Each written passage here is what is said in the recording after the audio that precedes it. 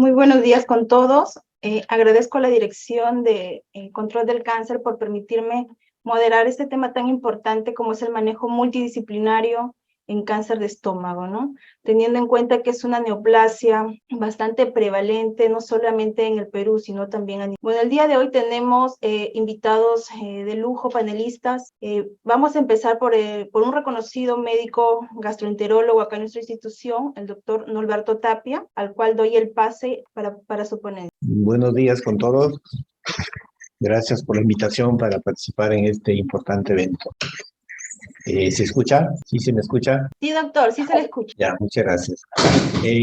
Desde el punto de vista de la especialidad nuestra, bueno, nosotros muchas veces somos los que recibimos a los pacientes, ¿no? de la comunidad, o somos el primer contacto con los pacientes cuando vienen para diagnóstico, ¿no? Porque muchos de ellos ya vienen con el diagnóstico confirmado y van directamente a la especialidad correspondiente para el manejo correspondiente, ¿no? Desde nuestra óptica, nosotros hemos querido resaltar algunos aspectos importantes de esta enfermedad. En la estadística actualizada, ¿no? A diciembre del año pasado, vemos acá que el cáncer de estómago es la tercera causa, ¿no? En prevalencia, ¿no? Ocupa el tercer lugar después de cuello, uterino y mama, ¿no? Y también vemos, estos datos los manejamos todos, ¿no? Donde la gran mayoría no son personas de 40 años hacia arriba, ¿no? El 12% de 40 a 49, ¿no? El 18% hasta los 60, de ahí el 25%, o sea, la gran mayoría, la cuarta parte son hasta los 70, 60, 70, y también ancianos, no mayores de 70. Entonces es importante tener en cuenta esto para lo que se va a decir después. Eso lo digo porque muchas veces se habla de hay que hacer abordaje a los pacientes más jóvenes cuando hablamos de tamizaje principalmente o de prevención. Entonces, pero en realidad el grueso de pacientes, el 90% está sobre los 40 años. No hay casos, no como sabemos, de casos difusos que se ven tempranamente, pero que no es lo más común para los programas de detección. Acá tenemos, esta es nuestra realidad, ¿no? Esto se cumple todos los años, incluso este año ha aumentado más, ¿no? El tema de los avanzados, ¿no? El estadio 4, el 73% son estadio 4, ¿no? 16%, no este año, sino es la estadística de todos los años, del 2006 al 22, y esto es nuestra cruda realidad, ¿no? Solamente el 2% lo detectamos en estadio 1 y un 8%, o sea, 10% solamente son estadio 1 y 2, ¿no? Que tienen el mejor pronóstico. Por lo tanto, esta realidad es la que vivimos, pues nosotros, ¿no? Nosotros decimos cuántas veces queremos ver cánceres tempranos para nuestro manejo, el abordaje endoscópico que está descrito, ¿no? Que tiene sus consideraciones, ¿no? Igual en la área quirúrgica, ¿no? Los colegas, cuántas veces es esperable tener casos tempranos, pero no lo es, vienen estadios muy avanzados. Es distinto encontrar una lesión de estas características, ¿no? Es la clasificación japonesa, ¿no? Lesiones pequeñas, lesiones sutiles que podrían tranquilamente ser manejadas, ¿no? Con resecciones locales o con manejo quirúrgico, ¿cómo se llama? Poco agresivo, ¿no? Sin embargo, lo que encontramos son estas lesiones. Esto es lo que en el día a día se ve, ¿no? Eso es lo que lamentablemente a veces evaluamos pacientes para paliar básicamente, ¿no? Con una sonda o que vienen por hemorragia, por obstrucción, y esto es lo nuestro, ¿no? Del día a día. Entonces, ¿por qué sucede eso? Abordándole esa parte. ¿Por qué sucede eso? Porque justamente el neoplasia del estómago o son asintomáticos o son oligosintomáticos en el periodo preclínico, ¿no? El periodo preclínico es así. Hablan de que la evolución, ¿no? Para pasar de un cáncer temprano a un avanzado, más o menos lo han estudiado, son 44 meses, y para duplicar el tumor, el tamaño del tumor, desde un pequeñito hasta un grande, pasa de 1.6 a 9.5 años, es bien variable, ¿no? O sea, lo importante acá es que hay una etapa larga preclínica, ¿no? De crecimiento asintomático. Entonces ahí viene la trascendencia de nuestro abordaje. Por ejemplo, en un estudio que han hecho, ¿no? Los pacientes ya diagnosticados dijeron que de tres, la mayoría tenían síntomas que los habían mantenido de 3 a 8 meses previos, ¿no? Y que el 93% tenían síntomas de 3 a 8 meses los habían tenido. Sin embargo, como vemos acá, la enfermedad ya está presente, ¿no? Incluso 3, 4 o 5 años antes. Otro problema que por qué no diagnostiquemos cáncer temprano es porque los accesos a la endoscopía, por muchas razones, ¿no? Cultura, accesibilidad geográfica, ideas sobre la endoscopía que todavía no se pueden erradicar en la población, ¿no? Conceptos que tienen de ella, ¿no? Muchas veces negativos, quizá los medios que no favorecen, ¿no? Los temores que a veces existen en la población, por eso es que no hay acceso. Y otra cosa es que los tiempos de espera, ¿no? Quizá en nuestra realidad, en nuestro hospital, eso no es cierto, pero cuando uno sabe de pacientes que se hacen ver en periferia y que necesitan una endoscopía en los hospitales, las citas muchas veces son muy diferidas y a veces se pierden en el camino, ¿no? Entonces ese es un tema de acceso que es importante considerar. Y también la ausencia de plan de seguimiento, eso ya corresponde a nosotros, ¿no? Como especialistas, como gastroenterólogos. Nosotros vemos en nuestra realidad mucha disimilitud en el seguimiento de los pacientes. O sea, hay casos donde el paciente tiene una gastritis superficial, y le están haciendo endoscopía cada año. Y hay pacientes donde ha habido metaplasia, atrofia o una lesión que no fue identificada oportunamente, entonces ese paciente se pierde en el camino, ¿no? Y pues con el tiempo puede ingresar ya a la institución con una enfermedad avanzada. Y diferencias en el diagnóstico histológico también, ¿no? Siempre hay que tener, y yo siempre pido que sea correlativo, ¿no? Si veo una histología, no es suficiente estudio endoscópico, qué es lo que dice, y viceversa, ¿no?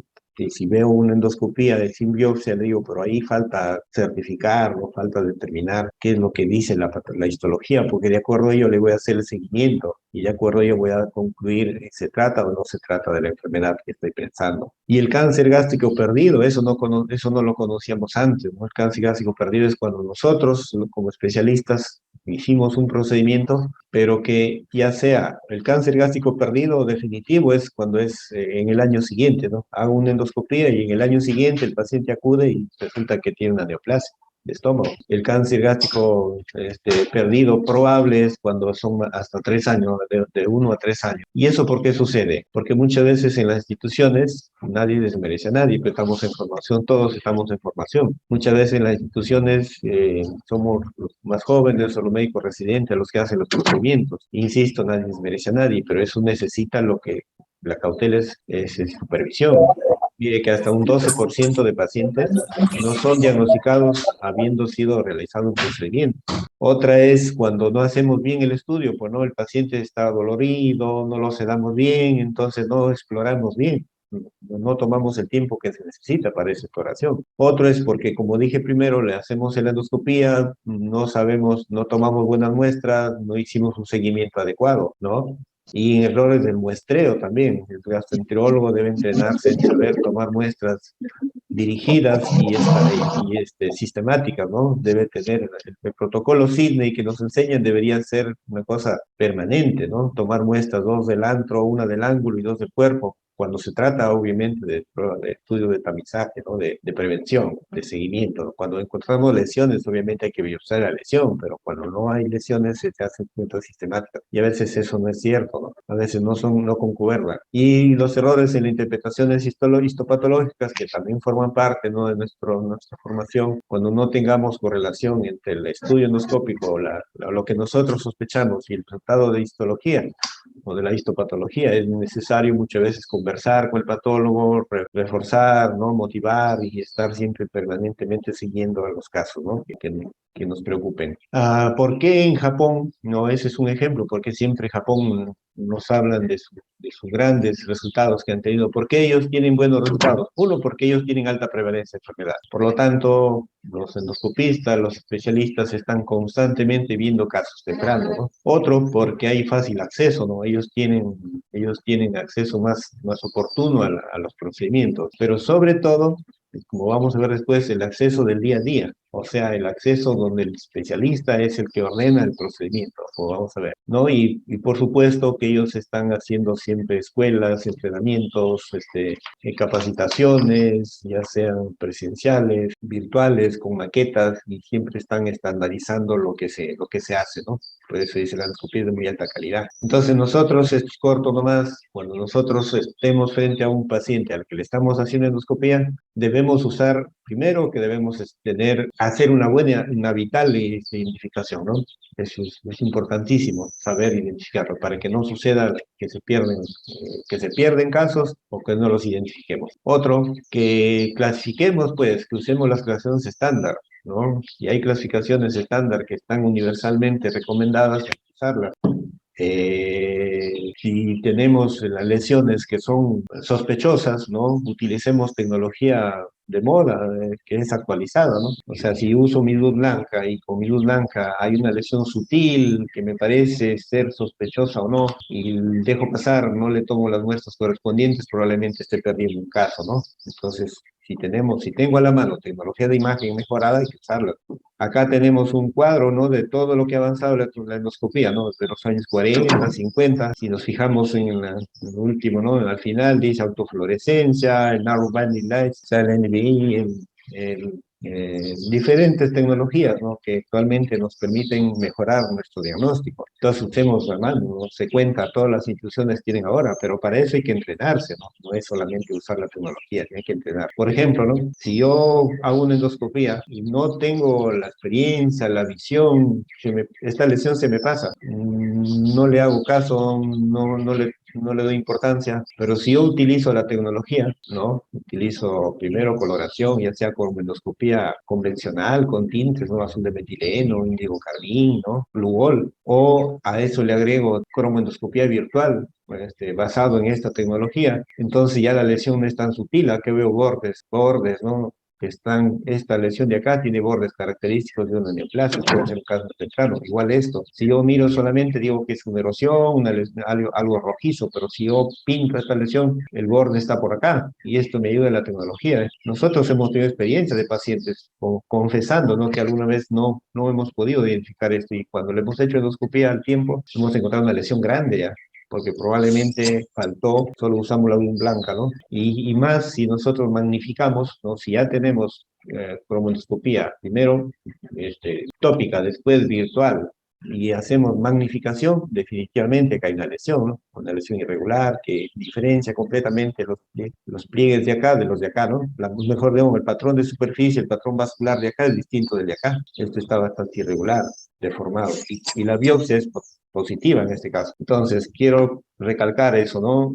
Hacer un buen diagnóstico es importante. Igual acá, ¿no? Esto de repente no lo veo bien, digo, acá hay unas plaquitas, pero cuando le hago coloración, veo que hay unas lesiones que es metaplasia. Esto me va a servir para el seguimiento, ¿no? Para el paciente con metaplasia. Igual, la clasificación de Kimura, igual, ¿no? Ya sé que tengo que mirar bien.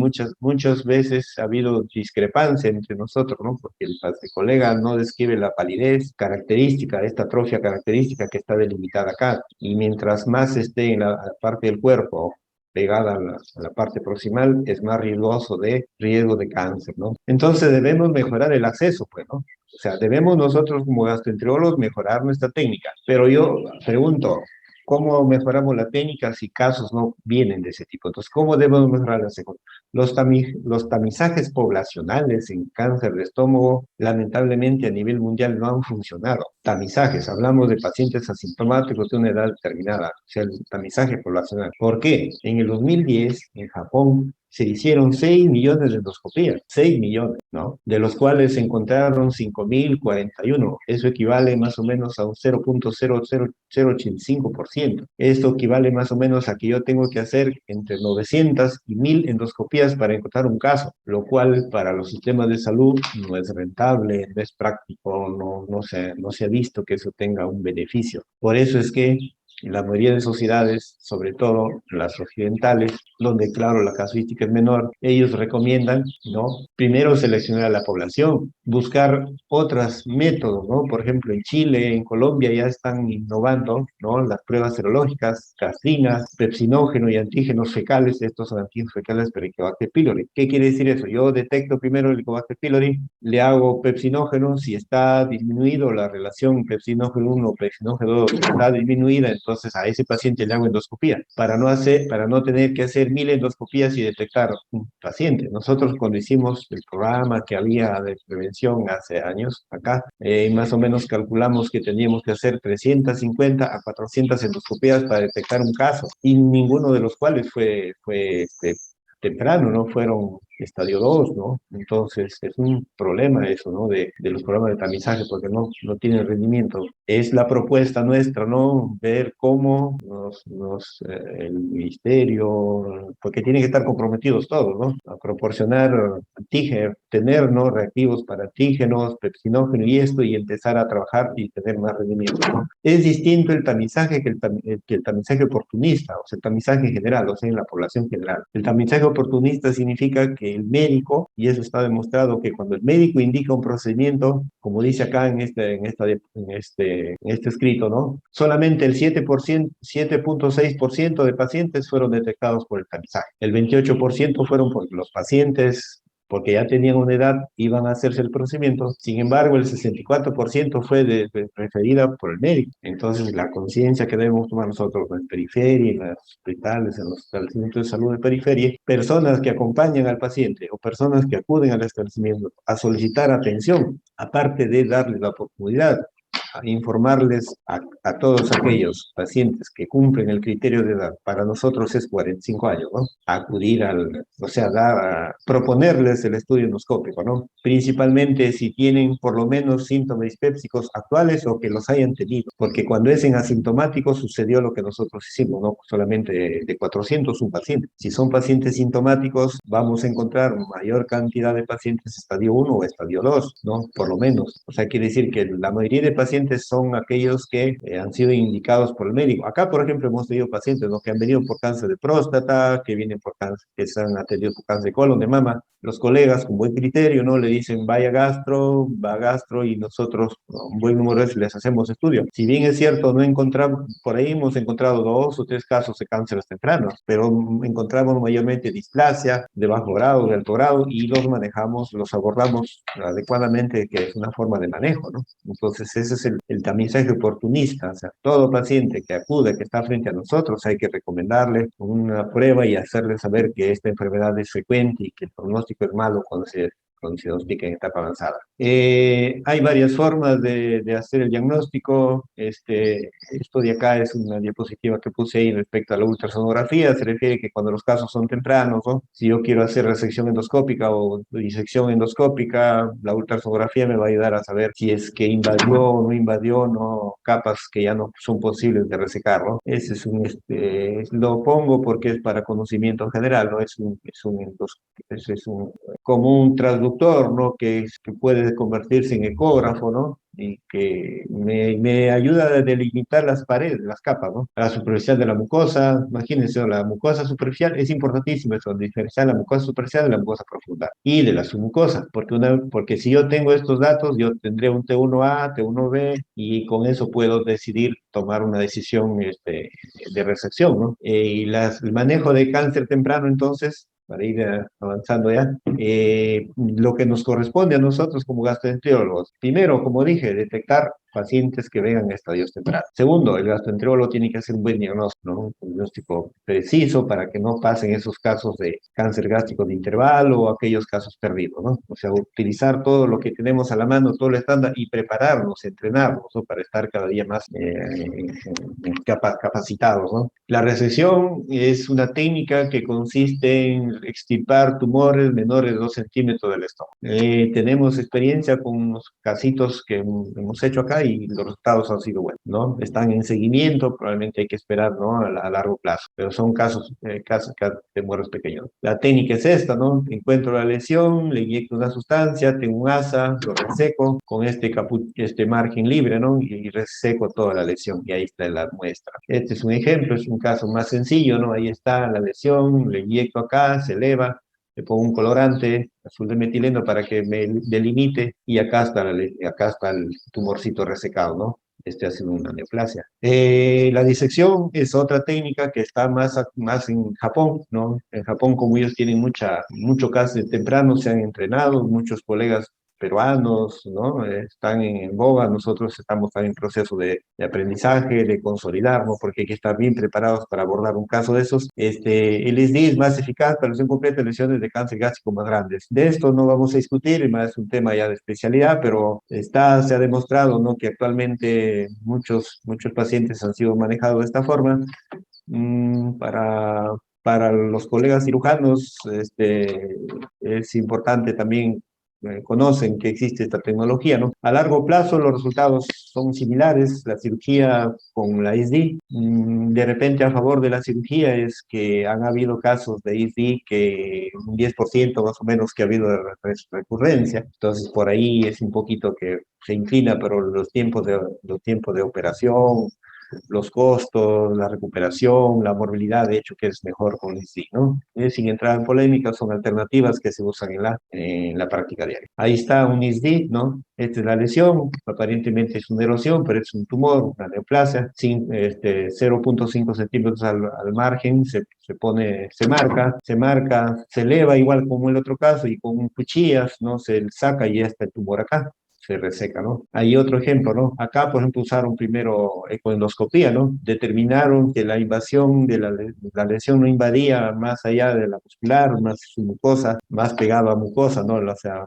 lámina propia. Entonces se resecó y ahí está la lesión, se resecó la lesión. Entonces, para ir acabando, la terapéutica endoscópica en cáncer gástrico tiene y hablando, ¿no? Ya de terapéutica, las técnicas curativas y las técnicas paliativas, ¿no? Las técnicas curativas, las que he mencionado, resección endoscópica y disección endoscópica. Y las técnicas paliativas, ¿no? Como es en esta realidad, ¿no? De colocación de sonda nasoayunal, que muchas veces necesita el paciente, colocación de enterales, o la que está ahorita recomendada, una gastrodinostomía mediante el ultrasonido endoscópica. Acá una obstrucción del píloro, se pone una guía, un catéter y se pone un stent, ¿no? Un stent que sirve para que el paciente se alimente. Finalmente, antes de que el paciente tenga lesiones, se sabe que la primera causa es el Helicobacter. Entonces, existe una fuerte evidencia de que erradicar el Helicobacter pylori es el mejor método para erradicar el cáncer, ¿no? Para controlar el cáncer, para prevenir el cáncer. En Japón, en Corea y muchos otros países ya están entrando a esta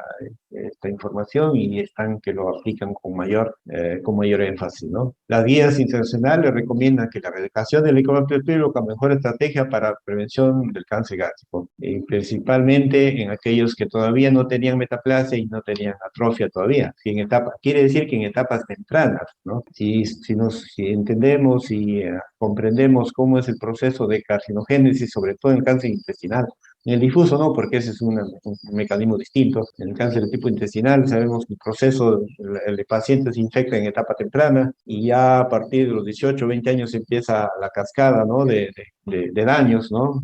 Llámese gastritis atrófica, primero superficial, después profunda, después metaplasia intestinal, ¿no? Y así hasta la metaplasia completa extensa, con atrofia extensa, esos pacientes tienen riesgo. Pero si nosotros a los 20 años, o en el rango que está determinado acá, logramos erradicar, vamos a detener esa cascada, sobre todo considerando el punto de no retorno. Quiere decir que cuando ya pasó una fase de metaplasia, atrofia, sobre todo intestinal incompleta, muchas veces el paciente puede tener cáncer gástrico a pesar de haberse erradicado. ¿Por qué? Porque la cascada inflamatoria persiste y además se hablan de otros mediadores u otras bacterias propias del estómago que podrían contribuir, ¿no? Y se debe priorizar, ya que estamos en reunión con colegas cirujanos, se debe priorizar también en pacientes con antecedentes familiares de cáncer o aquellos a quien se les ha resecado endoscópicamente o se les ha operado, porque se sabe que una causa aislada de complicación o de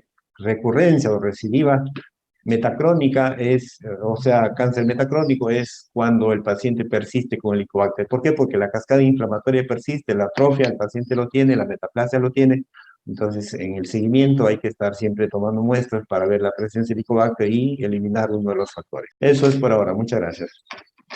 Muchas gracias, doctor, por su brillante ponencia. Bueno, me informan que hay acá una pregunta para usted. La pregunta es, ¿cuál sería la diferencia endoscópica que nos ayuda a los clínicos poder sospechar entre un adenocarcinoma gástrico y un linfoma gástrico?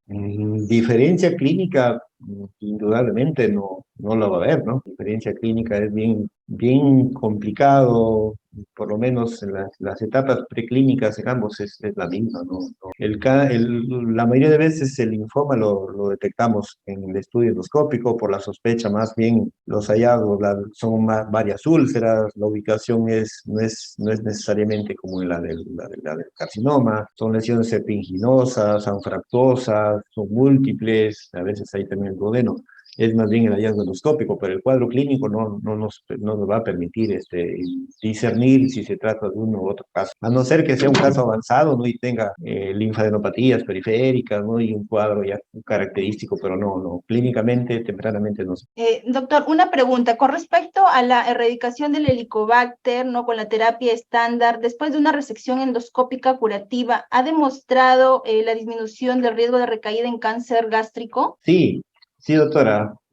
Justo en la Maastricht es la revisión que se hace en Holanda, ¿no? La última revisión recomiendan, ¿no? Y claro, es Maastricht, obviamente son consensos, ¿no? Consensos mundiales, estandarizados, ¿no? De especialistas, donde basados en trabajos pequeños, pero que esos sumados en metaanálisis se comprueba, ¿no? Cuando hicieron seguimiento de pacientes post-resecados endoscópicamente, ¿no? Porque ellos tienen un buen número, o post-operados, cánceres tempranos, ¿no? Que fueron operados uno o dos, que fueron seguidos y que tienen estómago, ¿no? Que se hizo gastrectomía subtotal distal, ¿no? Una gastrectomía subtotal. Entonces se le ha hecho seguimiento y evaluando todos los factores, dos factores son importantes, el factor genético y el factor helicobacter. Son los aislados, cada uno son importantísimos. Por lo tanto, a todo paciente, como a todo paciente posoperado, ¿no? Que tiene estómago todavía, tiene remanente gástrico o que ha sido resecado, hay que hacerle, cuando nos corresponda hacerle su seguimiento cada año, cada 2 años, según el protocolo que se use, hay que hacerle biopsias tanto de la anastomosis como del cuerpo, porque la presencia del microbio es importante erradicarlo, porque eso sí es un factor aislado, independiente de factor de recidiva. Y un dato importante es lo siguiente, ¿no? Obviamente que es bueno también agregar acá para los colegas, ¿no? Resulta de que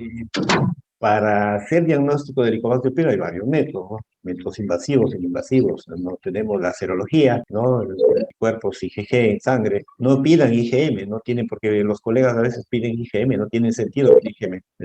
La prueba es IgG. Ahora, pero no pidan IgG cuando ya le dieron tratamiento. He visto pacientes que vienen, ¿no? Con resultado de Helicobacter pylori positivo, le dieron tratamiento, le hacen un control al mes, va a salir positivo, pues igual que el COVID, ¿no? El IgG va a estar presente 1 año, 2 años, 3 años, o sea, no sirve para hacer control del post-tratamiento, se hace con el test del aliento, ¿no? Para pacientes no operados. El tema es para pacientes operados, el diagnóstico con el test del aliento no va a funcionar, porque el paciente no tiene antro, y el helicobacter principalmente tiene el antro, entonces la prueba no funciona ahí se pueden hacer antígenos en heces, o la misma biopsia, ¿no? O una serología que puede ayudar, ¿no? Pero test del aliento en pacientes posoperados no es la prueba ideal. Gracias. Sí, doctor, otra pregunta. Sabemos que los pacientes que tienen antecedentes familiares de cáncer de estómago, pues van a tener un mayor riesgo, ¿no? De presentar esta enfermedad.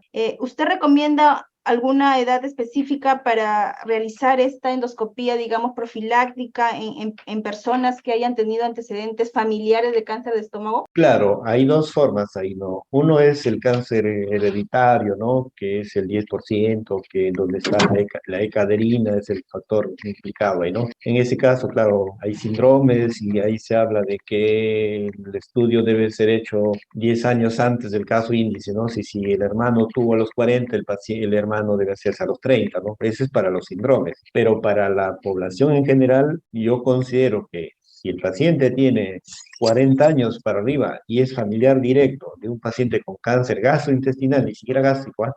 Gastrointestinal, gástrico, colon, paciente debe recomendarse. 40 años, familiar directo, se debe hacer endoscopia.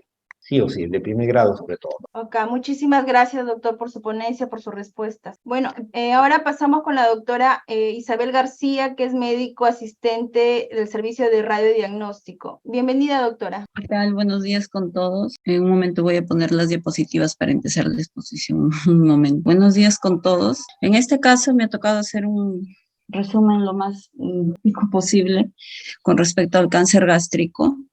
Como estaba mencionando el doctor también acerca de los datos estadísticos y la clínica, el tipo más común entre 90 y 95% es el adenocarcinoma. Luego ya viene el linfoma, GIST, que puede ser maligno o benigno, etcétera, ¿no? Y otros diagnósticos diferenciales. En cuanto a las modalidades de imágenes, al menos las más usadas incluso en la institución, y que contamos es el ultrasonido, las radiografías y tomografía, en la parte de radiología. En cuanto al ultrasonido, usualmente no es útil, a menos que la lesión en estómago sea una masa, o sea, algo localizado y grande. ¿Por qué? Porque el estómago tiene la ecografía tiene una visión limitada del estómago, así que tendría que estar en el antro y ser una masa. Por eso es que le he puesto que al menos para el diagnóstico y seguimiento no es útil para la lesión gástrica en sí. En cuanto a la radiografía, que era lo que usualmente se usaba antes de implementar o de tener más masivamente los equipos tomográficos, se usa con contraste oral, usualmente bario, en pacientes que no se tenga sospecha de que tengan perforación. Si uno tiene sospecha de que tiene perforación, no se usa el bario porque es irritante para la cavidad. En ese caso, el contraste alternativo es el yodo. Como se ve en las imágenes, el contraste en este caso es bario. En lugar de tener una distribución mayoritariamente homogénea y con contornos lisos, se ve puntero, ya, sí se ve el puntero. En esta zona, donde está la curvatura mayor, se observa irregulares como en sacabocados. Esta zona sería lo que nos llama la atención y nos invita a pensar en una neoplasia maligna, ¿no? Igual en esta otra vista que es oblicua, donde estoy colocando el puntero, donde también se observa la irregularidad. ¿Cuál es el objetivo del estudio tomográfico o el uso de la tomografía en el diagnóstico o en la estadificación y también el pronóstico del cáncer gástrico, ¿no? Como dije, el diagnóstico que usualmente en algunos artículos mencionan que puede llegar hasta el 70%, porque como ya indicó el doctor, el que lo da el diagnóstico va a ser la endoscopía, ¿no? Pero en pacientes donde se tiene sospecha o por clínica, ya sea por clínica o por signos, como es dolor abdominal o sensación de masa, etcétera, puede llegar al 70%. La estadificación, en el caso que ya se confirmó que es una lesión maligna, y la localización preoperatoria. Acá me refiero con localización en el caso que no sea una masa o una lesión difusa que comprometa todo el estómago, se mide la extensión y su distancia hacia el cardias y su distancia hacia el píloro, ¿no? Para, de cierta manera, ayudar en el caso se vaya a hacer un tratamiento quirúrgico. El otro objetivo es el grado de engrosamiento mural y sus características morfológicas. Para esto tengo que aclarar que este grado de engrosamiento mural o esta medida del engrosamiento es con el estómago distendido. El grosor normal del estómago es 5 milímetros de toda la pared, porque usualmente por tomografía pues no se distingue todas las capas, no se distingue todas las 4 capas que se pueden ver, entonces no se distingue todas, se mide el total. Entonces para eso se requiere una adecuada distensión del estómago, por eso es en el caso de nosotros como protocolo se hace usualmente beber al paciente unos entre 300 a 500 centímetros cúbicos de agua, en este caso como contraste negativo. Hay algunos otros centros, creo que siguen con el protocolo anterior donde se les daba contraste oral, pero leyendo artículos y para nosotros es más práctico usar el contraste negativo, incluso en otras instituciones usan como contraste negativo también usar algún efervescente, ¿no? Y como le repito, en el caso de nosotros el contraste negativo es solo agua, pero siempre distendiendo el estómago. En ese caso que está distendido es 5 milímetros. ¿Cuándo nos llama a sospecha y cuándo se mide? si es un estómago que está contraído, el paciente por su condición no ha podido ingerir líquido y el estómago está totalmente contraído, eso nos acarrea mucha dificultad, y a menos que sea una masa bien localizada o una masa extra, que está ya deformando el contorno gástrico, o sea, fuera de la luz, sí se podría caracterizar, ¿no? Pero si fuera endoluminal y no es muy grande, eso dificulta bastante el diagnóstico. La infiltración al plano graso perigástrico, como mencioné, eso va a ayudar para la estadificación. Y ¿por qué distendemos también el estómago, aparte de lo que mencioné, para medir el engrosamiento mural? Es para evitar los artefactos por defecto de volumen. Y diferenciar entre ganglios linfáticos normales o linfonodos, que es la otra palabra que se usa, y adenopatías, y también vasos perigástricos, que por ejemplo en paciente que tenga hipertensión portal puede tener dilatación de estos vasos y en la fase contrastada puede confundirse con adenopatías.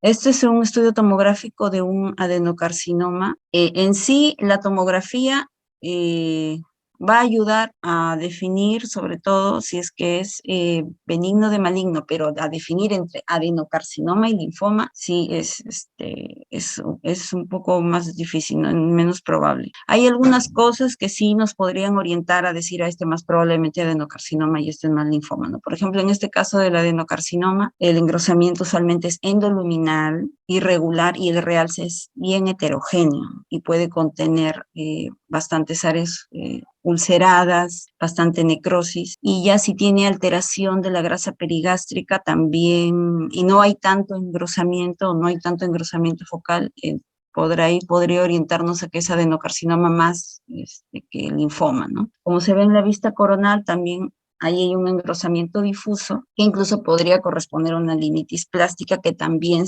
es más común en el adenocarcinoma, donde hay un engrosamiento difuso de todo el estómago. Esto, por ejemplo, podría ser un diagnóstico diferencial con un linfoma. ¿Por qué? Porque el linfoma usualmente, no digo todos los casos, presenta un engrosamiento más difuso, su realce o su captación de contraste, como se ve en esta imagen, por ejemplo, no es tan heterogéneo como del adenocarcinoma. El engrosamiento usualmente es más marcado, puede encontrarse incluso de 2, 3 centímetros, a diferencia del adenocarcinoma, que como se ve en las imágenes, es un engrosamiento pero más heterogéneo, más irregular y un poco más localizado, ¿no? Por ejemplo, en este caso también de adenocarcinoma, se observa una masa endoluminal a nivel del ano, con realce heterogéneo. Esta es fase portal. Y también en el adenocarcinoma es más común que se presente la obstrucción de salida, o sea, que provoque estenosis, a diferencia del linfoma, que es difícil que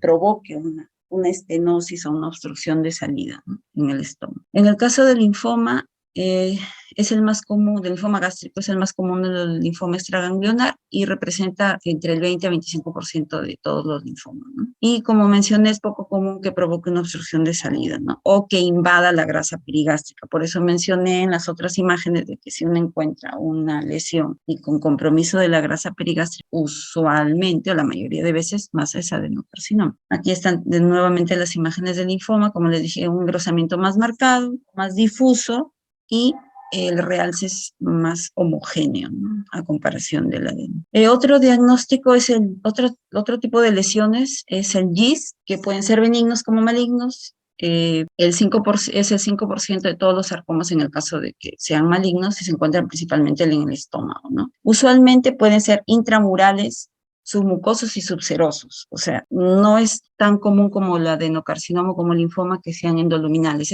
Más tiende a salir o a deformar el contorno gástrico y son más localizados incluso y pueden crecer de mayor tamaño, ¿no? Por ejemplo, mayor de 5 centímetros, como estoy poniendo ahí en la diapositiva, eso más alteración de la grasa y que esté comprometiendo un órgano adyacente, eso más bien nos indicaría, nos daría un indicio de que más bien este GIST tiene transformación maligna, ¿no? Acá en tomografía, como dije, por ejemplo, esta masa es más serosa. Y bueno, acá como mencioné al inicio, en el ultrasonido usualmente no es útil a menos que sea una lesión extensa, ¿no? Y en este caso, como la lesión sí era extensa, sí era visible por ultrasonido. Y acá es un poco más útil el ultrasonido, mencionando de que tiene contornos irregulares, más ese aspecto de masa, y tiene bastante componente necrótico, y el GIST también es más común que presente hemorragias, ¿no? Sobre todo si es más grande, presenta más necrosis y más hemorragia.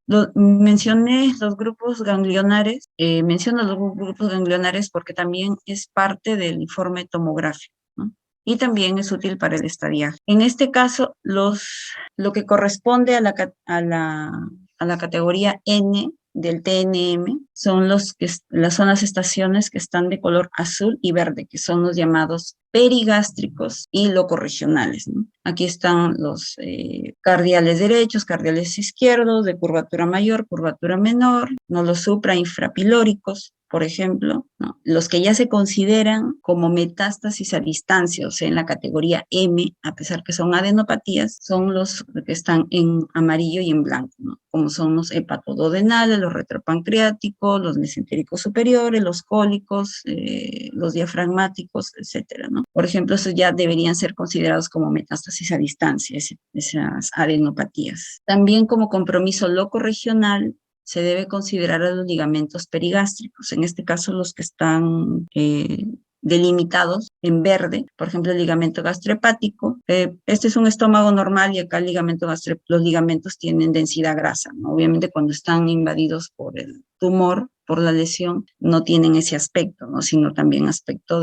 o densidad de la masa también. El ligamento gastrohepático, gastroesplénico, el hepatoduodenal y el esplenorrenal. La importancia del hepatoduodenal es porque acá contiene la tríada portal, ¿no? Bueno, acá he puesto una relación o una correlación entre la estadificación, el TNM del cáncer gástrico con los hallazgos que se van a ver en tomografía, ¿no? Como se menciona acá, y como mencioné al inicio también, la tomografía puede llegar hasta 70% incluso de ayudar al diagnóstico, pero como se ve acá en el cuadro, sí se nota cuando ya tiene, por ejemplo, un T3 hacia adelante. ¿Por qué? Porque la lesión ya va a comprometer o va a tener una alteración en el contorno gástrico o una alteración en la grasa. Entonces, eso orienta más a que sea algo maligno, ¿no? A que solamente esté en la lámina propia o invadiendo la submucosa o invadiendo la muscular, que podría orientarnos o a tener más diferenciales como una gastritis incluso. En este caso la N que mencioné, ¿no? Que es con afectación gangliona regional, que son los perigástricos y los vasculares, que habían puesto en la otra gráfica que estaban en azul. Ahora acá cabe mencionar una cosa, ¿no? Para nosotros los ganglios perigástricos ya son anormales mayor de 6 milímetros. Ese es para la parte de radiología. Por eso no quiero que se confunda con la parte de RECIS, ¿no? Cuando uno hace el RECIS, que son para tumores sólidos, uno ahí los que se toma como medibles o como diana, en el caso de radiología, tienen una medida de 10 milímetros, que eso es para hacer el seguimiento, pero para el momento del diagnóstico, anormal ya se considera mayor de 6 milímetros. Por eso es que incluso acá en estos artículos lo mencionan, ¿no? Mayor de 6 milímetros en ganglios perigástricos y mayor de 8 milímetros en ganglios extraperigástricos, que son los vasculares que mencioné. Y cuando se considera enfermedad metastásica, el compromiso de otros órganos o los ganglios que había mencionado, ¿no? De mesentérica superior, de los ligamentos perigástricos, por ejemplo, esos también considerados metástasis a distancia. Otra cosa que quiero aclarar acá en la parte de imágenes, por ejemplo, si la lesión comenzó en el antro y se extendió al duodeno o al cardias, eso no se considera compromiso de órgano regional, ¿no? Ahora, en cuanto a la secuencia, en el caso del adenocarcinoma de las metástasis a distancia, donde usualmente buscamos, y es lo que también hacen los clínicos, en cuanto al barrido del estudio tomográfico, que usualmente es tórax, abdomen, pelvis, incluso también en algunos casos se pide tomografía de cerebro como barrido, como estadio, es porque las metástasis de cáncer gástrico primero es que vayan a hígado, luego pulmón, luego glándula suprarrenal, luego riñón, luego huesos y finalmente encéfalo. Ese es lo usual de la secuencia, claro que no es una regla, ¿no? Pero eso es más o menos una orientación para saber dónde buscar, ¿no? Y dónde también nosotros buscamos. En cuanto a diagnósticos diferenciales, la enfermedad acidopéptica, que es lo que se había mencionado y lo que dije también en las estadios iniciales, que es lo que más se confunde en un estudio tomográfico, que no tiene tanta sensibilidad, sí tiene especificidad, pero no tanta sensibilidad. Y la enfermedad de Menetrier, que también es una gastropatía, pero hiponatremia, lo que también es es una gastritis, ¿no? Por ejemplo, en este corte axial de la tomografía se ve de que hay un engrosamiento de la mucosa, un engrosamiento difuso, pero mayor de la mucosa, con hipercaptación de contraste, pero los contornos también son irregulares, ¿no? Como les mencioné, esto, por ejemplo, podría ser un diagnóstico diferencial de de un linfoma, por ejemplo, o un adenocarcinoma, pero en T2, por ejemplo, ¿no? Que podría confundir, no podría llevar a un diagnóstico más certero, y ahí obligatoriamente tiene que pasarse con una endoscopía, ¿no? Además que, como observan, incluso hay alteración de la grasa perigástrica, pero esa es alteración inflamatoria, no es por metástasis. Ahora, puntos a tomar en cuenta en cuanto al estudio tomográfico, es que lo usual es pedir una tomografía de tórax, abdomen, pelvis preoperatorio, y después del mismo con fines pronósticos, ¿no? Y los ganglios linfáticos tienen baja sensibilidad pero elevada especificidad, ¿no? Y la efectividad de la tomografía en el diagnóstico y estadificación del cáncer es hasta del 70%, ¿no? Pero hay mayor congruencia si es que ya es un T4 o voy a presentar enopatía regional, comparando con los resultados de la biopsia. Eso es todo. Muchas gracias, doctora. Felicitaciones por su brillante Gracias. exposición. Acá hay una pregunta para usted. Bueno, dice, ¿existe alguna diferencia imagenológica para poder diferenciar entre adenocarcinoma y linfoma gástrico? Sí, no es una diferencia a rajatabla, como se dice, pero sí hay signos que nos pueden orientar.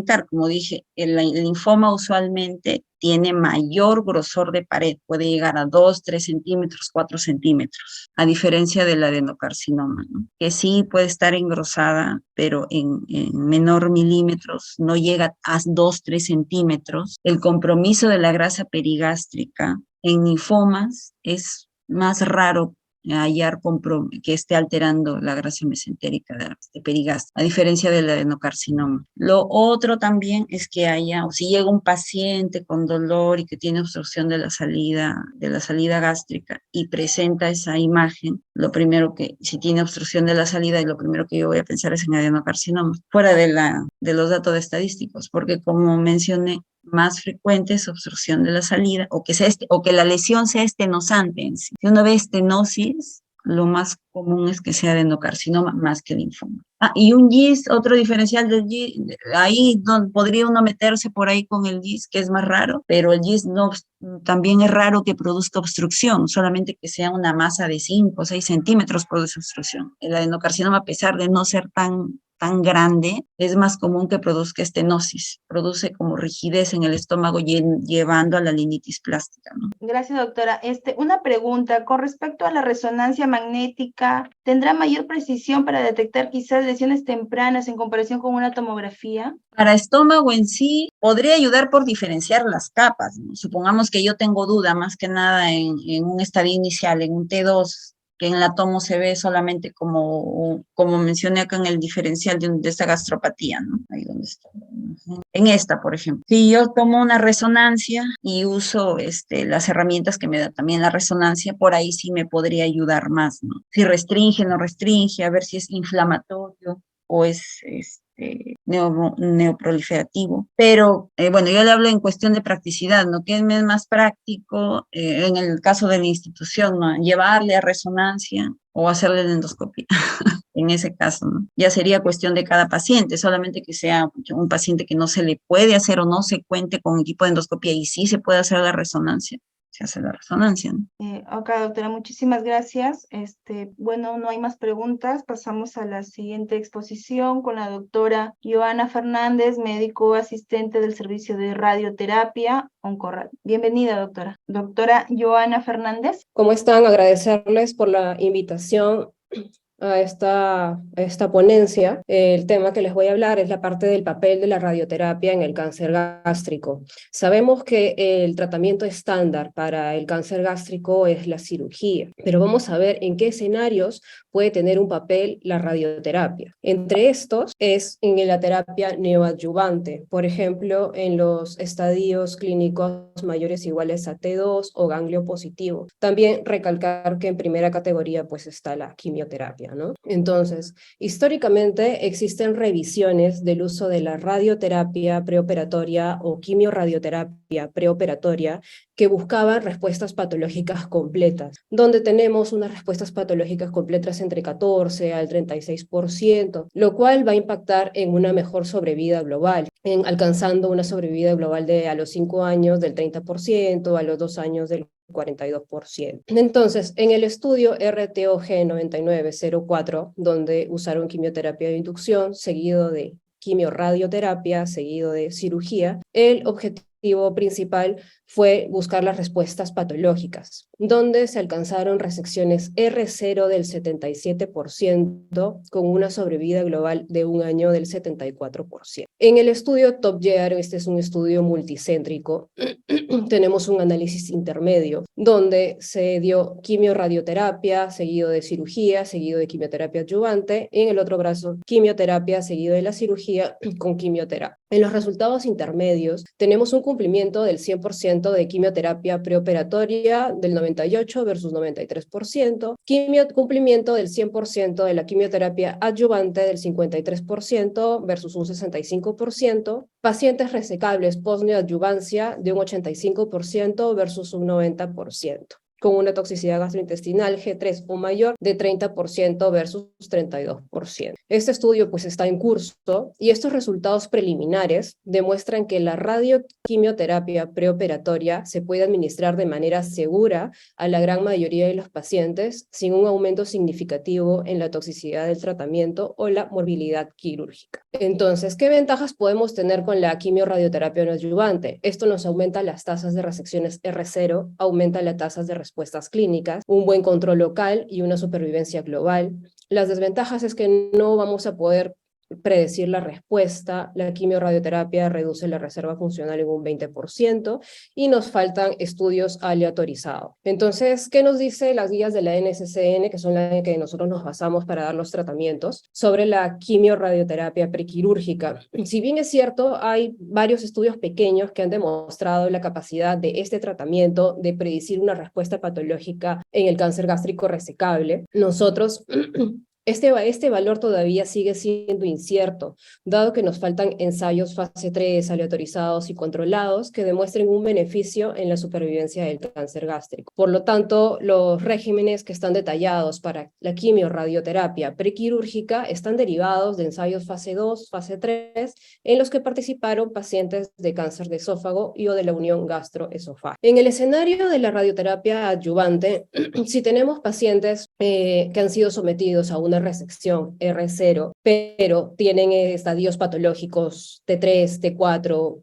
han sido una disección menor a una disección ganglionar menor a una D2, o han tenido ganglios positivos, y si han sido sometidos a una disección ganglionar D2, o tienen un estadio patológico T2, N0 con factores de riesgo, los cuales son que sean pobremente diferenciado, o sea de alto grado, o tenga invasión linfovascular, invasión perineural, sean menores de 50 años o hayan sido sometidos a una cirugía con una disección ganglionar menor a D2, el tratamiento es la quimioradioterapia. Y si tenemos una resección R1 o R2, también estamos con la quimioradioterapia. Entonces, en el estudio INT 0116, donde se incluyeron pacientes de la unión gastroesofágica, gástricos, estadios 1B al 4, M0, donde los pacientes se sometieron a cirugía, un brazo se fue a observación, el otro brazo se fue a quimioradioterapia. El objetivo primario fue la sobrevida global. Tuvimos una sobrevida global de 3 años de un 50% versus un 40%. Y una sobrevida libre de progresión a los 3 años de un 48% versus un 30%. Luego de una actualización de más de 10 años, la supervivencia continuó siendo mejor en los pacientes tratados con quimiorradiación postquirúrgica, con una mejoría para el subtipo difuso, que hayan tenido una disección ganglionar menor a D1 y hayan tenido compromiso de enfermedad ganglionar.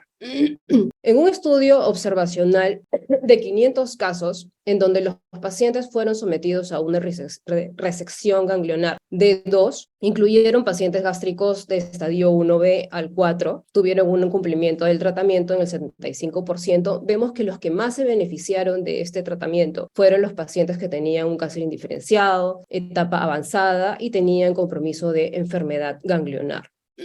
Entonces, con una reducción del riesgo de muerte del 20% en el grupo de quimio-radioterapia, lo cual sugiere que la quimio-radioterapia posoperatoria en pacientes con cáncer gástrico con resección D2 puede prolongar la supervivencia y disminuir la recurrencia. Pero, ¿qué nos dice el estudio del ARTIS-2? En el estudio ARTIS-2 se incluyeron pacientes con estadio de cáncer gástrico estadio 2-3 que recibieron quimio-radioterapia adyuvante y fueron sometidos a una disección D2. Entonces, esto nos dice que la quimio-radioterapia postquirúrgica no redujo significativamente los índices de recidiva después de la disección D2 en pacientes con cáncer gástrico resecado, comparado con la quimioterapia postquirúrgica. Demostró no tener beneficio en la supervivencia por la quimiorradiación postquirúrgica en pacientes con cáncer gástrico con ganglios positivos D2. Por lo tanto, se recomienda la quimiorradioterapia postquirúrgica para los pacientes que hayan tenido una disección ganglionar menor a D2, y mientras que los que recibieron una cirugía D2 deben tratarse con quimioterapia postquirúrgica. Entonces, también la radioterapia se puede utilizar con quimioterapia para el tratamiento definitivo en pacientes donde la cirugía no es el estándar, o por comorbilidades o por elección del paciente, pues no se puede plantear, ¿no? En este estudio demostraron respuestas completas con quimiorradioterapia en el 45%, con una sobrevida global a 5 años del 18%. Entonces, estos datos muestran que los pacientes con cáncer gástrico localizado, tratados con quimioterapia o quimiorradiación que no se someten a cirugía, lograríamos estas tasas de sobrevida de acuerdo a este estudio, ¿no? Entonces, en el tratamiento de radioterapia, nosotros utilizamos unas dosis de 4.500 centigrays o 5.040 centigrays de 25 a 28 sesiones. Los volúmenes los obtenemos debido a las imágenes previas que tenemos a la anatomía patológica, y además vemos de acuerdo a dónde están localizadas las lesiones para incluir los grupos ganglionares que son de riesgo. Además, en el momento de la planificación necesitamos delimitar la zona que necesitamos irradiar, dándole la dosis que necesitamos alcanzar, pero también tenemos unos límites de tolerancia de dosis en los órganos, en los pulmones, en el corazón, la médula, los riñones, intestino, el hígado. Es muy importante que no hayan interrupciones en el tratamiento de radioterapia, además de que se debe controlar por lo menos pues una vez a la semana el paciente, y si es que tendría molestias, o de forma profiláctica se deberían administrar antieméticos o antiácidos o antidiarreicos según la necesidad. Y debemos de ver que el paciente tenga una ingesta calórica mayor de 1.500 kilocalorías al día. Caso contrario, debe considerarse la nutrición oral o entérica, o ionostomías o sondas nasogástricas para poder garantizar una alimentación adecuada del paciente durante el tratamiento, lo cual también es importante sobre la hidratación en el tratamiento. La radioterapia también tiene un papel en la radioterapia paliativa. En los pacientes, por ejemplo, que tienen sangrado, dolor, obstrucción, hay diversos estudios que se han realizado con tratamientos con dosis desde 8 grays hasta 40 grays, siendo el estándar 30 grays en 10 sesiones, donde obtenemos una respuesta en el sangrado de un 70%, del dolor del 50%, de obstrucción del 50%, con una duración de respuesta de la hemostasia de 3 meses, el dolor 2 meses y medio y la obstrucción 3 meses, 3.2 meses. Igual hay mayores estudios donde nos han demostrado que darle una dosis de 3.900 centigrays en 3 sesiones, esto nos da un mejor control sintomático en el paciente. Dosis mayores para tratamientos paliativos no han demostrado mayor beneficio, y esas son las dosis que nosotros pues utilizamos, ¿no? Tenemos respuestas clínicas variables dependiendo de la dosis que encontremos, y se requieren mayores estudios aleatorizados. Entonces, como puntos claves, ¿en qué escenarios podemos utilizar el tratamiento de radioterapia? Lo podemos utilizar en los pacientes potencialmente resecables, que hayan tenido tratamiento con quimioterapia, pero que no hayan tenido mayor respuesta, o en los pacientes con un cáncer irresecable, o en el escenario adyuvante, en los pacientes que tengan un estadio patológico T3, T4, ganglio positivo, que hayan sido sometidos a una cirugía menor a D2, o un estadio patológico T2, N0, con factores de riesgo, y en el escenario, pues, del tratamiento paliativo, ¿no? Eso sería todo.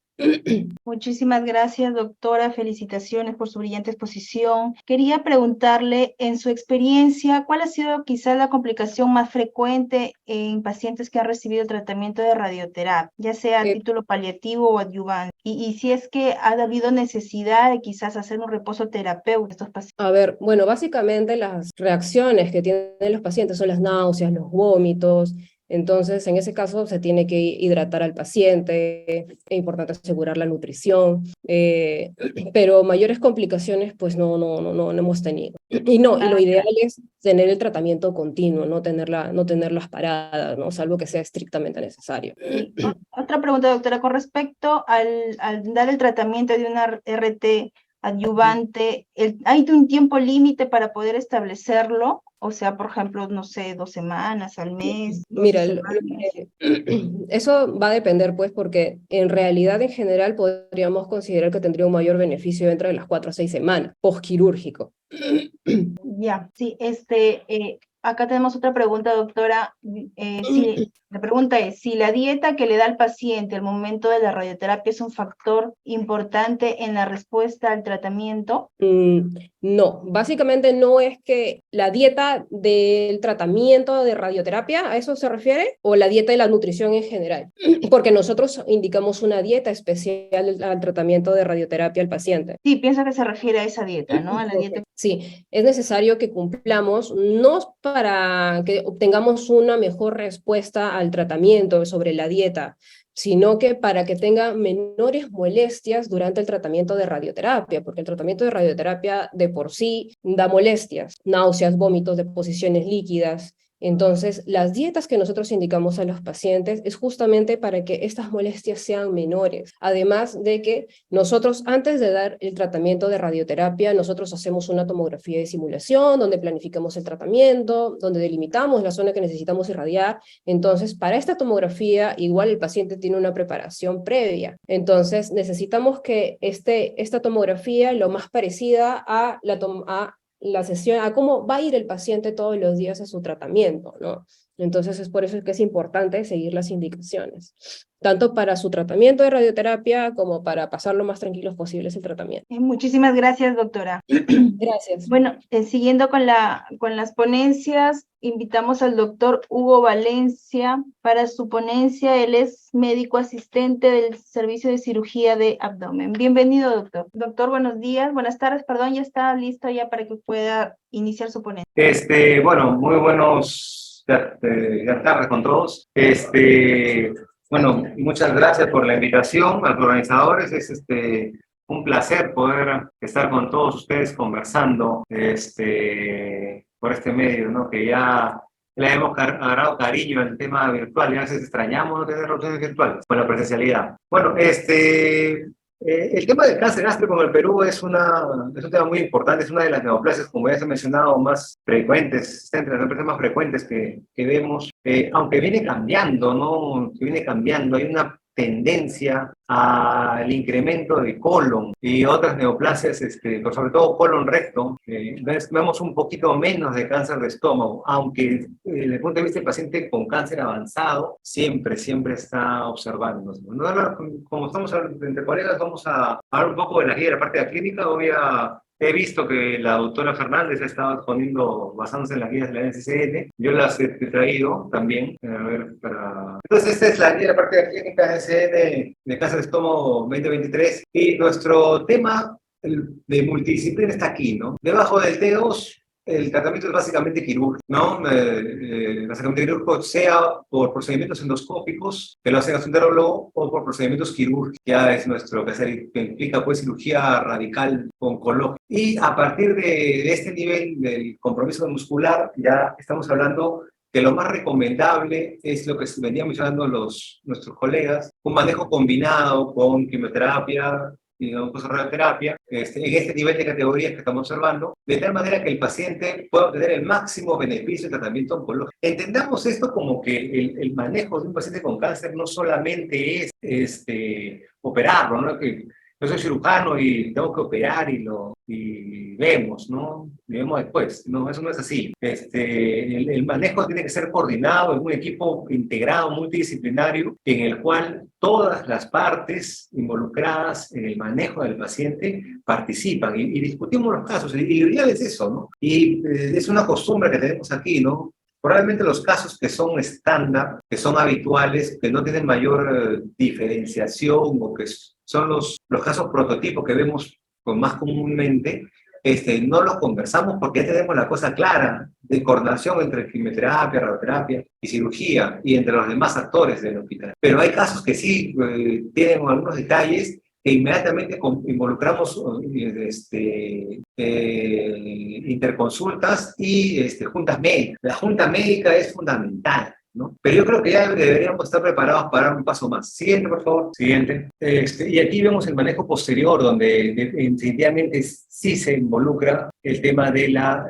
multidisciplina, ¿no? El paciente con tratamiento adyuvante, que ha tenido o que no ha tenido tratamiento con quimioterapia o quimiorradiación preoperatoria, ¿no? Y eso ya está protocolizado y es lo que normalmente hacemos aquí en el instituto. Siguiente, por favor. Por ahí, un dato que se me... Siguiente, pues digo, un dato que se me estaba pasando como un comentario de una pregunta que se hizo anteriormente, es el tema del diagnóstico, ¿no? El diagnóstico clínico para las patologías oncológicas. Y aquí, como estamos entre médicos, tenemos que estar muy claros que la clínica es fundamental. La clínica es lo básico del manejo médico, pero tampoco debemos olvidar que nosotros, para poder dar un buen tratamiento, tenemos que tener el diagnóstico definitivo. Y el diagnóstico definitivo implica un estudio anatomopatológico y sobre todo para neoplasias. Si yo tengo una masa, un tumor, y estamos hablando de estómago, tengo que tener un diagnóstico anatomopatológico que me define el diagnóstico. Son muy pocas y contadas y específicas las circunstancias en las cuales podemos intentar un manejo quirúrgico sin un diagnóstico anatomopatológico definitivo del paciente. Y ni qué decir de quimioterapia ni de radioterapia. Y es ahí que, por supuesto, la clínica es fundamental, pero la anatomía patológica nos brinda el diagnóstico definitivo del paciente que nos va a permitir justificar y orientar y darle el manejo óptimo y cada vez más al paciente con los tratamientos primarios de la neoplasia y los tratamientos adyuvantes. Siguiente, por favor. Siguiente. Ahí está. Ya cuando hablamos de cirugía, quimioterapia, radioterapia, patología, todos cada uno de los tratamientos que tienen las neoplasias tienen un manejo, tienen principios. Es decir, la cirugía no se puede realizar de una manera no sistematizada. La cirugía para el cáncer es reglada. Tiene reparos anatómicos sobre los cuales, como ya por ahí se presentó en algunas imágenes la doctora de radiodiagnóstico, esos parámetros anatómicos, esos hitos anatómicos son fundamentales. Uno no puede hacer la cirugía para cáncer como a uno le parece. La cirugía oncológica es reglada. Las disecciones radicales D2, que es el estándar para el paciente con cáncer gástrico avanzado operable, es fundamental que sea realizada de una manera prolija y técnica, ¿no?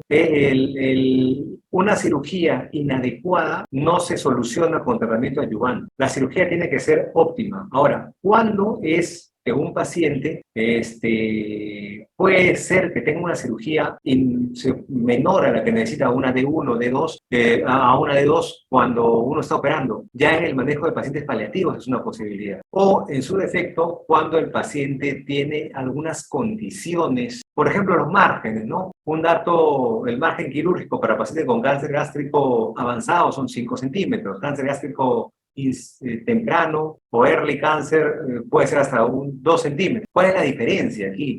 ¿Dónde se puede ver eso? Cuando, por ejemplo, tenemos piezas no palpables, ¿no? O no solamente no palpables, sino tenemos pacientes con cáncer gástrico que no se pueden observar. O sea, que no tenemos estudio endoscópico que nos da un tipo de lesión, nos ubica una lesión, y cuando vamos a la anatomía patológica, esa lesión no estaba solamente limitada al lugar que el endoscopista o el gastroenterólogo estaba observando, ni que se observaban las imágenes, sino que trasciende, se acerca al margen quirúrgico. ¿Y eso por qué ocurre? No porque esté mal hecha la endoscopía, eso ocurre porque la extensión muchas veces del cáncer gástrico es submucosa. Y puede ser un paciente que nos impresione que tiene una lesión distal, pero el compromiso en la pared gástrica no es en la mucosa, no es solamente lo que está comprometido en la mucosa, sino es un compromiso submucoso. Y ese compromiso submucoso se puede extender mucho en el cuerpo gástrico, y puede ser que nos quede un cáncer gástrico infiltrante con un margen pequeño. Y ahí pues están las posibilidades de manejo ayudante con radioterapia, como el R1, R2 que se mencionan, que ya no sería exclusivamente por un problema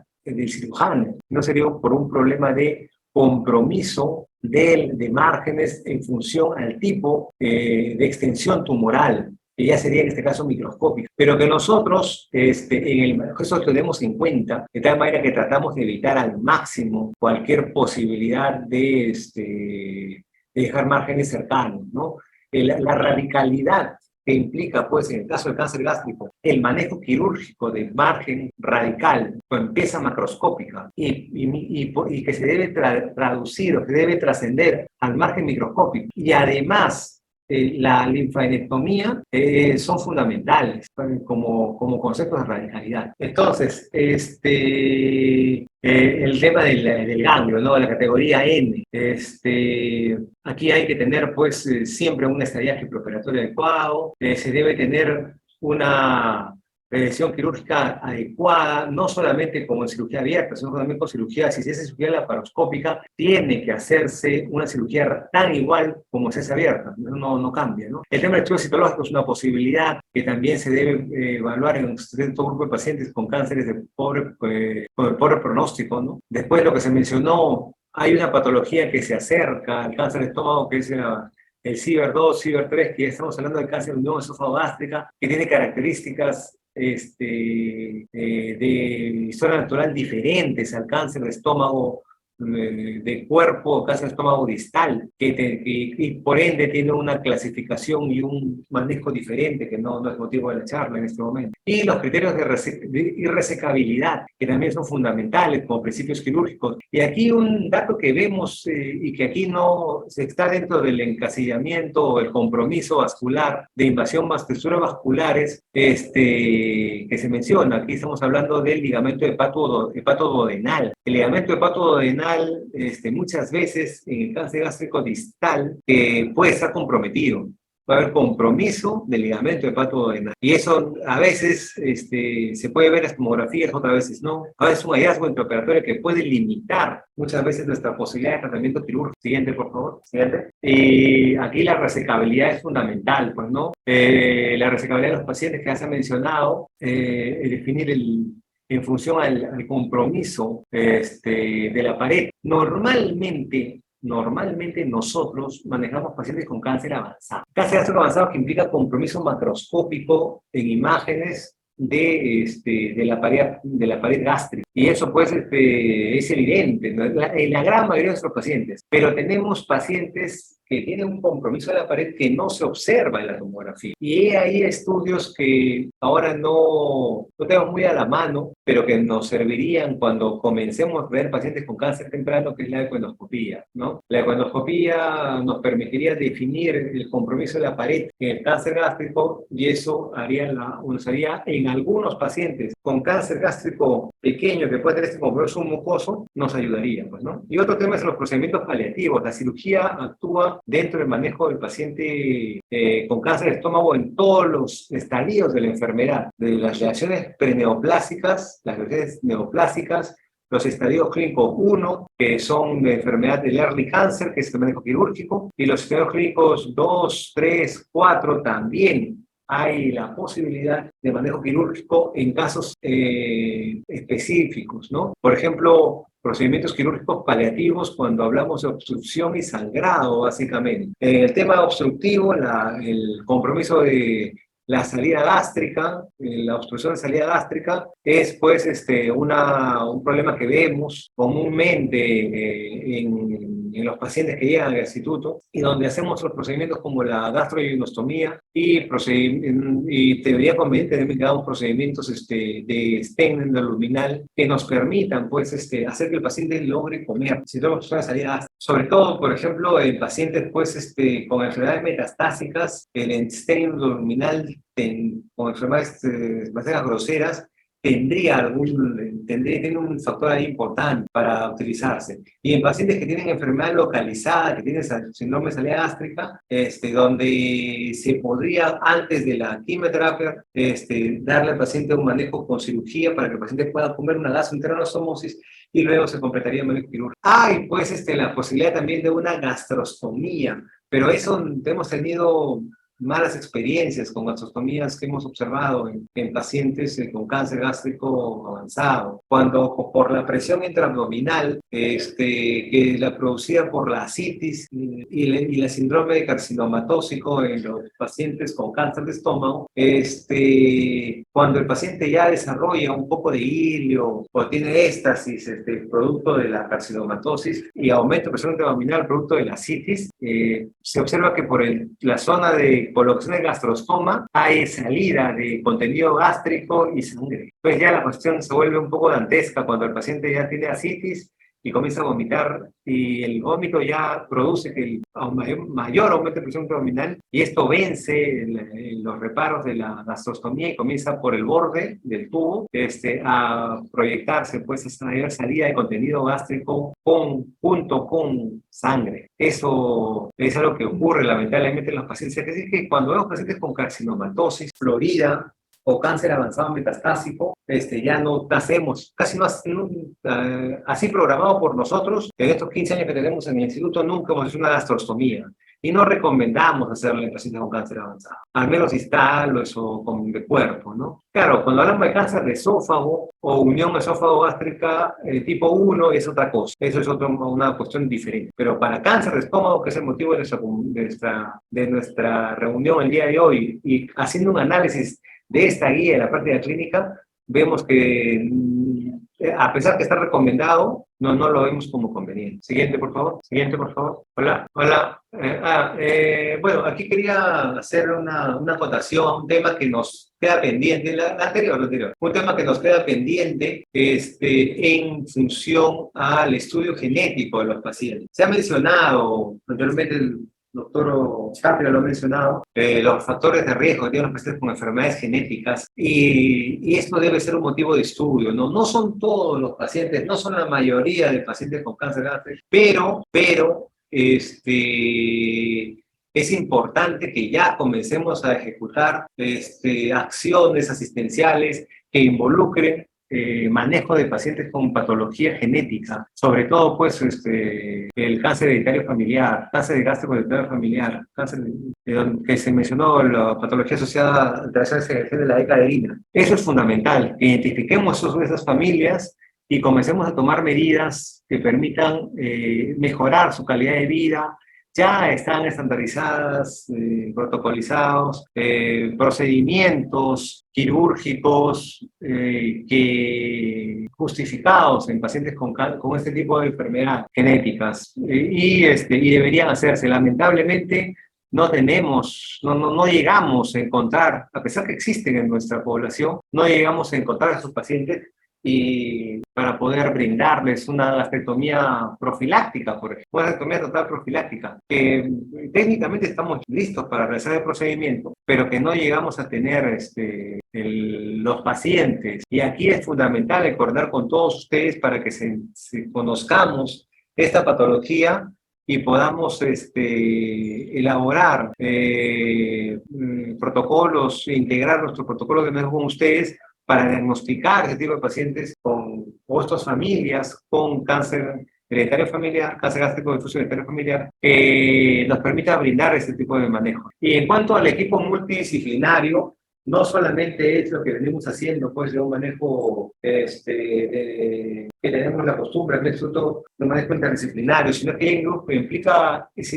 reuniones convocadas de manera sistemática, de manera programada, con no solamente, pues, el radiooncólogo, el enterólogo, el oncólogo médico, de cirujano, sino también un soporte nutricional, ¿no? Nutricionistas, trabajo social, enfermeras, cuidados paliativos y todos los especialistas necesarios para un manejo integral del paciente. Y esto ayudaría, nos permitiría hacer un manejo más integral. Esto definitivamente toma decisiones en una reunión multidisciplinaria para pacientes con patología compleja, sobre todo, es indispensable en este momento a nivel del orbe, ¿no? A nivel mundial ya es fundamental que se tomen decisiones de pacientes, sobre todo los pacientes complejos, en un marco de un manejo, de un equipo de abordaje multidisciplinario. Que ya les comento que ya hay algunas intenciones ya en el hospital, el servicio de urología lo he estado comenzando, y yo creo que es momento para también que abdomen, al menos con la patología más común, como es estómago y colon, planteemos ya equipos de abordaje multidisciplinar. Siguiente, por favor. La última. El tema de manejo paliativo, también que les he mencionado. Ahí está, pues, ¿no? Es la esterectomía paliativa de pacientes seleccionados. La cirugía tiene un rol en el manejo hasta de los pacientes paliativos. Y hasta tenemos pacientes con cáncer avanzado que les hacemos procedimientos hasta multiviscerales, buscando el R0, y tienen buena evolución. O sea, no tenemos tampoco tenemos que ver esto con un poquito de fe, ¿no? Muchas veces nos vemos obligados a hacer procedimientos que involucran hasta pancreatomías distales, estenectomías, gastrectomías totales en bloque con colon, con hígado, la famosa exenteración abdominal superior izquierda, que es la resección del estómago, del páncreas, del colon y del vaso, todo en bloque. Y tenemos pacientes que tienen buena evolución y tienen una larga sobrevida, a pesar de estos procedimientos que son puede sonar tan grandes, ¿no? Hay que ponerle un poquito de voluntad. Nosotros aquí en el instituto tratamos de dar un manejo personalizado a los pacientes y poner todo nuestro empeño en dar, por supuesto, de una manera racional, fundamentada, bien estudiada, sustentada completamente, brindar al paciente el tratamiento quirúrgico que le corresponde, así sea un manejo de alta complejidad. Siguiente. Igualmente, para la obstrucción también está la posibilidad de manejo quirúrgico con gastrectomía o gastro y ayunoanastomosis en pacientes con mayor sobrevida. Y cuando vemos pacientes con enfermedad metastásica, ya habría la posibilidad de hacer una colocación de stent endoluminal. Pues es un procedimiento que ya tendríamos que tener compromiso para poder comenzar a realizarlo, y eso hace nuestros amigos la gastroenterólogos. Yo sé que hay planes ya por parte del Servicio de Gastroenterología para ya comenzar a hacer de manera sistemática este tipo. Bueno, si hubiera alguna pregunta, muchas gracias por la oportunidad de conversar con ustedes. Felicito a mis colegas que me han antecedido por sus exposiciones, y yo creo que, me permito decir que estamos realizando manejo de todas las neoplasias, y sobre todo en este momento el cáncer de estómago aquí en el instituto, un manejo integral, multidisciplinario desde el punto de vista oncológico, que por supuesto tenemos que mejorar, pero ya con una base sólida, tan igual como en el INEM y probablemente tan igual como se hace en cualquier parte. Muchas gracias. Muchas gracias, doctor. Sí hay preguntas. Acá una pregunta es si existe alguna diferencia en el tratamiento quirúrgico según los diferentes tipos de cáncer gástrico, o para todos es el mismo manejo quirúrgico. Cuando uno ve, a ver, definamos algo. Cuando uno dice cáncer gástrico, está diciendo adenocarcinoma gástrico. El adenocarcinoma puede tener dentro, como tipos, tiene subtipos histológicos: papilar, micropapilar, serotronina de sello, mucinoso, X. Hay como 20, 25, 30, y cada día aparecen más subtipos de adenocarcinoma gástrico. Entonces, la guía de manejo de cáncer gástrico es para pacientes con adenocarcinoma gástrico. Ahora, yo puedo tener en un estómago, puede haber un paciente con un linfoma gástrico. El linfoma gástrico, si eso es un tumor dentro del estómago, es otra enfermedad oncológica, con una historia natural diferente, con un manejo diferente, completamente diferente a un adenocarcinoma gástrico. Si yo tengo un GIST gástrico, es un tumor submucoso gástrico, que es un tumor dentro del estómago, por supuesto, pero no es cáncer gástrico, es un GIST gástrico, que es un tumor estromal gastrointestinal gástrico. Igual, una concepción y un manejo quirúrgico completamente diferente. Por ejemplo, el manejo del GIST gástrico, lo que se utiliza es la resección local amplia de la lesión. No necesita linfadenectomía. Puede hacerse cuando se necesita una gastrectomía, pero si no, solamente con una resección local amplia es suficiente. Y así, específicamente para algunos tipos de tumores submucosos, sarcomas o tumores poco frecuentes del estómago. Pero cuando hablamos de cáncer gástrico tipo adeno, o sea, mejor dicho, hablamos de cáncer gástrico, es decir, el adenocarcinoma gástrico, el tratamiento es según la guía que les hemos presentado todos aquí, ¿no? Ahora, ¿dónde va a estar la diferencia? En detalles. Por ejemplo, ¿cuál es el principal detalle? El compromiso de la pared gástrica, ¿no? Tengo un T1, es un early cancer. Hay algunos detalles que cambian en la cirugía, ¿no? Por ejemplo, si yo tengo un paciente con una lesión proximal, es una gastrectomía total. Una lesión distal, es una gastrectomía subtotal. Ahora hay pacientes que les podemos hacer gastrectomías subtotales 9 décimos, que son distales, pero no tanto, están en el nivel del cuerpo distal, por ejemplo. Ahora, todo eso ya está estudiado, ¿no? Y ya se sabe, pues, que un paciente con una lesión distal es suficiente hacer una gastrectomía subtotal. Pero sabemos que cuando hacemos una gastrectomía subtotal, en los siguientes 10 años, a partir de los 10 a 15 años de posoperado del paciente, tiene riesgo de hacer un cáncer de muñón gástrico. 10 a 15 años después, algunos pacientes, por la exposición del muñón y la anastomosis, hay reflujo biliar y aumenta el riesgo de desarrollar cáncer de muñón gástrico, donde el manejo ya es completar la gastrectomía. Pero ya está definido, estudiado, que los pacientes con tumores gástricos distales se manejan con gastrectomía total distal, radical T2 para pacientes con cáncer gástrico y compromiso escalar muscular, y pudiera hacerse menos en pacientes T1 con tumores también T1. Ahora, otra condición que puede hacer que cambie la cosa, ¿cuál es? El cáncer gástrico multicéntrico. Puede pasar que cambia el manejo, porque puede ser, normalmente el cáncer gástrico multicéntrico se puede, o multifocal, se pudiera tratar con una gastrectomía distal, cuando es distal, pero, y por supuesto que previamente un mapeo gástrico para decir que no haya neoplasia a nivel de otra parte del estómago o el remanente gástrico. Otra cosa diferente también es cuando tenemos pacientes con early cáncer con compromiso ganglionar. Entonces puedes tener un T1 que tenga compromiso ganglionar y sigue siendo early cáncer, pero con compromiso ganglionar. Ahí se hace la linfadenectomía de os. Entonces, la respuesta a la pregunta en resumen es: el manejo para el cáncer gástrico adenocarcinoma es estandarizado, pero hay cosas que cambian cuando tenemos otros diagnósticos a nivel de gástrico. Gracias, doctor. Una pregunta. En términos de la sobrevida global, ¿hay beneficio en lo que es la resección de 2 versus una resección de 1? Por supuesto, ¿no? Ya está.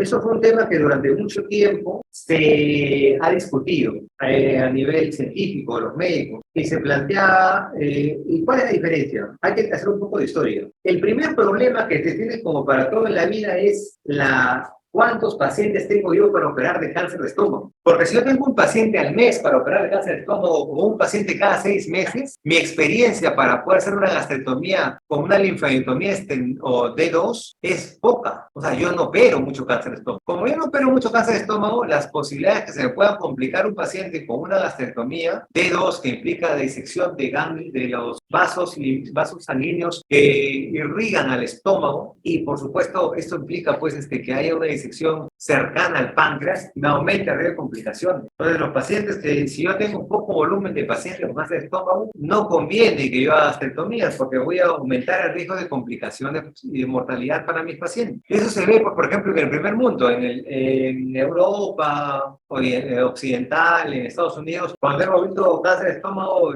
Yo estuve rotando 6 meses y vi 2 pacientes con cáncer gástrico. Entonces, no es algo que ellos operen normalmente. Por eso es que es difícil que ellos puedan desarrollar o puedan hacer una técnica quirúrgica depurada cuando hace una vasectomía con resección radical de os. En cambio, nosotros operamos cáncer de estómago todas las semanas, porque es una enfermedad altamente prevalente en nuestra realidad. Por tal motivo, tenemos estandarizada la de dos. Y nuestros pacientes todos se les hace de dos, salvo que haya el muy raro caso que el paciente que tengamos sea un paciente con cáncer T1 verificado, definido, ¿no? Que sea un early cancer. Ahí pudiera cambiar nuestro plan quirúrgico, pero muchas veces lo que se nos informa por nuestros colegas enterólogos como T1, como early cancer, muchas veces no lo es. Y cuando tú tienes la pieza operatoria, es un T2, T3, ¿ya? Y hasta puede tener ganglios. Entonces, aquí el tema de la experiencia, el manejo del medio es fundamental, ¿no? Porque si tú no tienes un paciente bien definido como